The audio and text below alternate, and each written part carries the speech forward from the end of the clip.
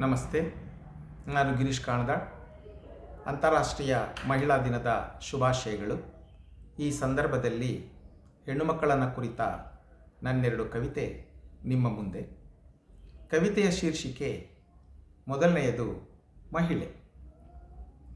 ರಕ್ತ ಬೆವರು ಬಸಿದು ತಬ್ಬಿ ಹಾರೈಸಿ ಹಸಿವಿಗೆ ಉಸಿರು ತುಂಬಿ ಬಸವಳಿದು ಒಣಗಿದ ಬೆಳೆ ಮಹಿಳೆ.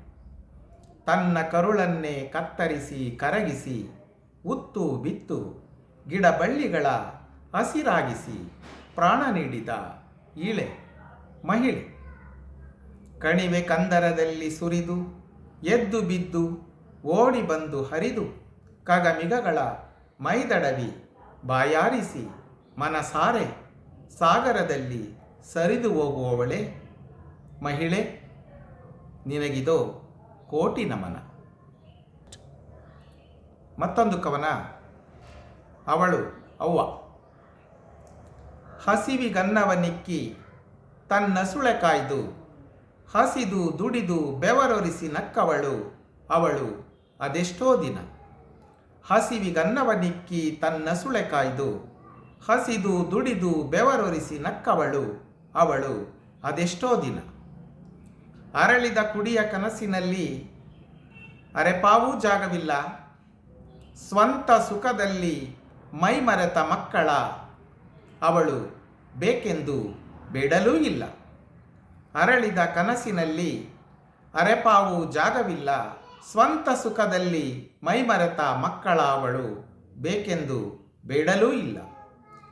ಹಸಿ ಸೌದೆಯಲ್ಲಿ ಬಿಸಿ ಗಂಜಿ ಕಾಯಿಸುವಾಗ ಉಬುಕಿ ಬಂದ ಕಣ್ಣೀರು ಹೊಗೆ ಕುಡಿದು ಅವಳು ಬಿಸಿ ಅನ್ನವಿಟ್ಟಳು. ಹಸಿ ಸೌದೆಯಲ್ಲಿ ಬಿಸಿ ಗಂಜಿ ಕಾಯಿಸುವಾಗ ಉಬುಕಿ ಬಂದ ಕಣ್ಣೀರು ಹೊಗೆ ಕುಡಿದು ಅವಳು ಬಿಸಿ ಅನ್ನವಿಟ್ಟಳು. ಇರುವುದೆಲ್ಲವ ಕೊಟ್ಟು ಬರೀ ನೋವನಷ್ಟೇ ತೊಟ್ಟು ಮಕ್ಕಳ ಸಿಂಗಾರ ಬಂಗಾರದಲ್ಲಿ ಅವಳು ತನ್ನ ತಾಕಂಡಳು. ಇರುವುದೆಲ್ಲವ ಕೊಟ್ಟು ಬರೀ ನೋವನಷ್ಟೇ ತೊಟ್ಟು ಮಕ್ಕಳ ಸಿಂಗಾರ ಬಂಗಾರದಲ್ಲಿ ಅವಳು ತನ್ನ ತಾಕಂಡಳು. ಕೊಡುವುದಷ್ಟನ್ನೇ ಕಲಿತ ಅವಳಿಗೆ ನೀಡುವುದಿನ್ನೇನು, ಬೇಡುವುದಷ್ಟೇ ನಮ್ಮ ಕರ್ಮ ಅವಳು ನಿತ್ಯ ಕಾಮಧೇನು.